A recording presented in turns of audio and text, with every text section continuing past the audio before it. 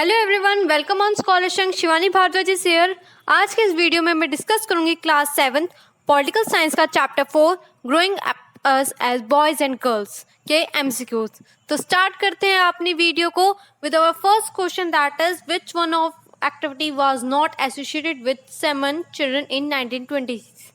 इनमें से कौन सी एक्टिविटी सेमन जो चिल्ड्रन थे, सेमन आइलैंड के बच्चे थे, वो 1920 में क्या नहीं करते थे? Option A fishing, B planting coconuts, या सी प्लेइंग क्रिकेट, या D looking after the siblings. तो जो सेमन आइलैंड के बच्चे थे उस टाइम पर फिशिंग भी करते थे, प्लांटिंग कोकोनट भी करते थे और लुकिंग आफ्टर सिबलिंग्स मतलब अपने छोटे बच्चे भाई बहनों को भी देखते थे। तो ये तीनों काम करते थे, क्रिकेट नहीं खेलते थे। मतलब मेन काम इनका इन्हीं सब में था, खेलना कूदना इनके लिए मेनली यही काम होते थे। Now second question, eight which age group girls also went on fishing trips. किस उम्र में लड़कियां भी फिशिंग ट्रिप्स पे जाने लगी थी? Option A 13 years, B 14 years, या सी 10 ईयर्स, या डी 16 ईयर्स। तो 14 ईयर्स की एज में लड़कियां ने भी क्या कर दिया था? फिशिंग ट्रिप्स में बॉयज के साथ जाना स्टार्ट कर दिया था। तो option B is the right answer, that is 14 years. What girls were given to play while boys were given cars? क्या दिया जाता था गर्ल्स को खेलने के लिए जबकि बॉयज को क्या जाता था जिस टाइम पर? कार्स दी जाती थी।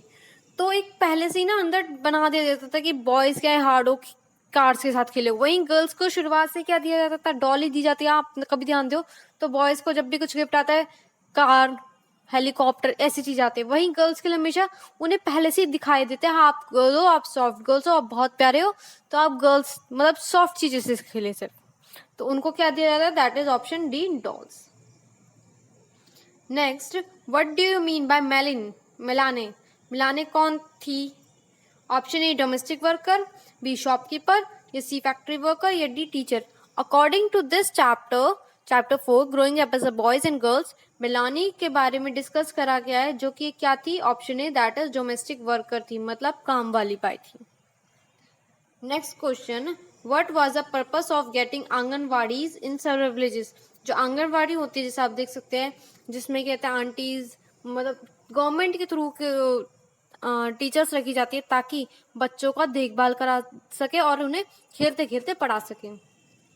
तो उनका मेन काम क्या था? Option A adult education centres, B child care centre, या हेल्थ केयर सेंटर, या yoga centres.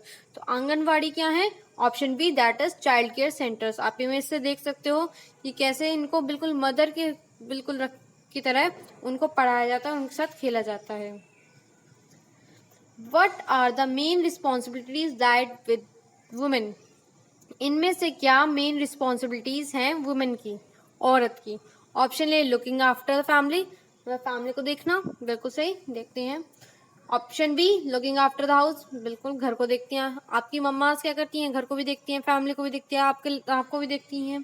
C cooking food for the family, खाना भी बनाती हैं। तो सारी काम कर दिए, तो all of this is the right answer, that is D. Now why the wages of domestic workers are very low? जो डोमेस्टिक वर्कर्स होते हैं, जो काम वाली बाएं होती हैं, उनकी जो कीमत होती है पैसे, वो बहुत कम के होते हैं। अगर आप किसी भी घर में अगर डोमेस्टिक वर्कर है, अगर कोई काम वाला है, तो उससे कभी उसकी पर मंथ की तनख्वाह पूछना। पूरे महीने वो पूरा झाड़ू पोछा बर्तन ये सब काम करते हैं और मिनिमम 1000-2000 सिर्फ इतना ही उनके चार्जेस होती है। आप सोचे पूरा एक महीना काम करना, एक सारी इतना सारा मेहनत फिजिकल वर्क करना, और कितनी सैलरी? सिर्फ 1500 या 2000। तो क्या क्या कारण इनकी कम क्यों होती है? Option A work done by the lesser in value, they do unpaid jobs, या this there is not much demand of their work. तो इसका आंसर जो है कई जगह बी भी हो सकता है, कहीं जगह ए भी हो सकता है, बट हम ए को ज्यादा रेफर करेंगे। Work done by then they are lesser in value, मतलब कि जो वर्क करती हैं उनकी वैल्यू कम है। मतलब वैल्यू कम नहीं है, हम जो लोगों की मेंटेलिटी है उस हिसाब से कम है। उनके लिए झाड़ू पोछा काम कुछ हो ही नहीं। कहते थे ना कि कराई क्या है तुमने, झाड़ू पोछा ही तो करा है। तो झाड़ू पोछे को वो कभी वर्क मानती ही नहीं है। जो वर्क जो है उसकी कोई वैल्यू नहीं है। Work done by them are lesser in value, जो वो काम करती हैं वो वैल्यू के हिसाब से उनके कुछ है ही नहीं। तो option A is the right answer. What do you mean by term double burden? Double burden से आप क्या समझते हो? बर्डन मतलब कुछ बोझ, डबल बर्डन मतलब 2 बार किसी के ऊपर डबल बर्डन डाल दो। तो option A working inside the house, B working outside the house, या B both A and B, या डी नन ऑफ दीज। तो जब इंसान घर पे भी बाहर पे भी दोनों काम करता है तो क्या हो जाता है, उसका डबल बर्डन हो जाता है। तो that is option C, both A and B is the right answer. Next question की ओर बढ़ते हैं, that is how the provision of creches help many women. जो प्रोविजन है क्रचेस का, वो कैसे औरतों को बहुत हेल्प देता है या फिर लाभदायक है।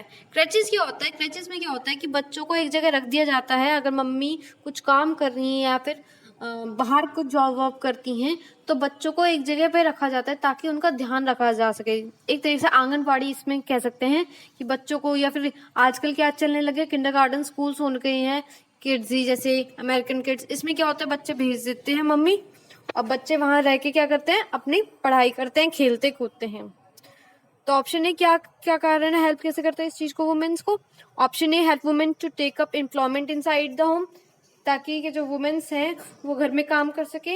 या B help women to take employment outside the home, कि वो घर पे बाहर का काम कर सके। या सी बोथ ए एंड बी। तो उस टाइम पे जो क्रिचेस होती थी वो इसलिए हेल्प होती थी ताकि जो औरतें हैं जो बाहर काम करती हैं उनको बहुत मुश्किल होती थी देखभाल करने की बच्चे की, तो वो मेनली उस वजह से खोला गया था। That is option B, help women to take employment outside the house. Which is the best way of telling children that they will have different futures? क्या तरीका होता है बच्चों को बताने के लिए कि उनका अलग अलग फ्यूचर है? According to this chapter, not socially. अगर हम सोशली बोले तो ये बिल्कुल गलत तरीका है, but according to this chapter क्या दिखाया गया कि फ्यूचर दिखाने का लिए क्या सबसे बेस्ट तरीका है? ऑप्शन है books, B toys, C utensils, या डी ऑल ऑफ दीज। तो इसका है that is B toys. Toys दे के बच्चों का फ्यूचर डिसाइड कर देते थे।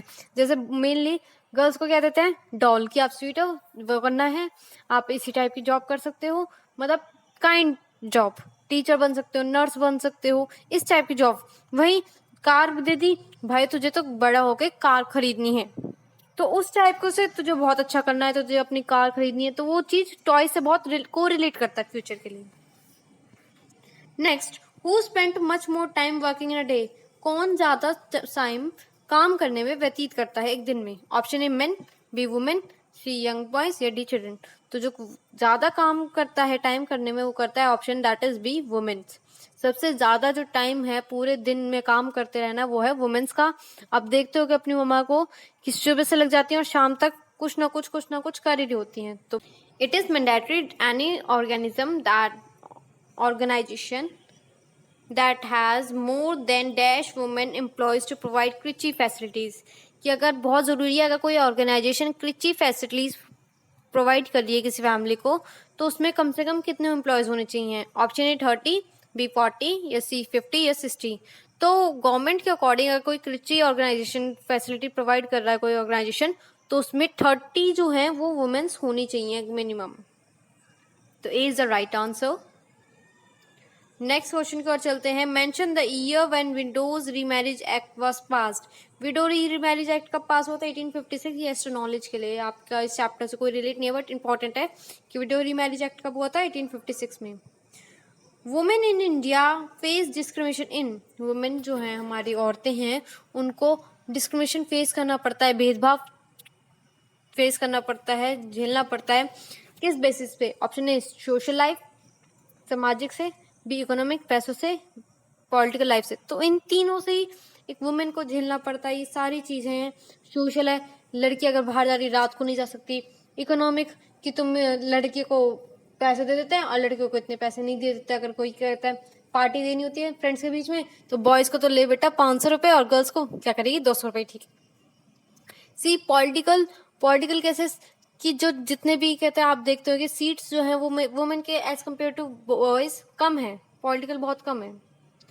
Next question, 1/3 of all the position in local self government institution, कि ये रूल निकला था कि 1/3 जो है सीट रिजर्व होंगी लोकल इंस्टीट्यूशंस में गवर्नमेंट के, वो किसके लिए रिजर्व होंगी? ऑप्शन है वुमेन, बी मेन, सी चिल्ड्रन, या डी शेड्यूल्ड ट्राइब्स। तो 1/3 जो है, 1/3 जितने भी कहते हैं ऑर्गेनाइजेशन की सीट्स हैं वो रिजर्व किसके लिए? That is option A women. Next, from the given countries which has high participation of women in public life. इनमें से किस कंट्रीज में जो औरतों का पार्टिसिपेशन है पब्लिक लाइफ में, किस कंट्री में सबसे ज़्यादा है? Option A Norway and Sri Lanka, B Sweden and India, या सी स्वीडन अफ्रीका, या डी नेपाल एंड फिनलैंड। तो स्वीडन एंड अफ्रीका जो 2 कंट्रीज़ हैं, इनमें जो है कंट्रीज़ का पब्लिक लाइफ में बहुत मतलब योगदान है, बहुत पार्टिसिपेट करती है पब्लिक में। अगर कुछ भी मूवमेंट है तो औरतें लड़ी हैं, कुछ भी मतलब पब्लिकली बहुत ज़्यादा है। ऐसे नहीं है कि घर में ही बैठी हैं, पूरा पब्लिक उनका रोल है, गवर्नमेंट बनाने में भी, सब कुछ। Who can steps to bring gender equality? कौन स्टेप लेगा ताकि जेंडर इक्वालिटी आए? मतलब जेंडर मतलब मेल और फीमेल में कोई भेदभाव ना हो, तो कौन स्टेप लेने, किसे स्टेप लेना चाहिए? ऑप्शन ए कॉन्स्टिट्यूशन, संविधान को, बी सोसाइटी, हमारी सोसाइटी को, या सी बोथ। तो कॉन्स्टिट्यूशन को तो लेना ही चाहिए। जब तक कॉन्स्टिट्यूशन नहीं लेगा हम कैसे ले लेंगे? हमारे अंदर कैसे जागरूकता आएगी? कॉन्स्टिट्यूशन का मेन रूल है, क्योंकि अगर जो नहीं भी इस चीज़ को सपोर्ट करता, अगर तो रूल्स ऐसे बन जाए तो फिर उससे क्या होगा, उन लोगों का कम दबाव होता है, हम पे कम इफेक्ट पड़ता है। तो कॉन्स्टिट्यूशन का प्लस सोसाइटी का भी होना चाहिए। जब तक हमारे अंदर समझ में नहीं आएगी कि हाँ भाई मैन और वुमेन इक्वल हैं, तब तक कोई और नहीं समझेगा। तो सोसाइटी का भी रूल है, तो option C both A and B. What are the total number of work hours spent by women workers hours in Haryana every week? एक अनुपात लगा लिया गया है कि number of work hours spend by women workers, जो वुमेन वर्कर्स हैं वो करीब कितने घंटे एक हफ्ते में काम करती हैं? ऑप्शन ए 23, बी 30, सी 19, या डी 35। तो करीब वो 23 आवर्स स्पेंड करती हैं, हर एक हफ्ते काम करती हैं।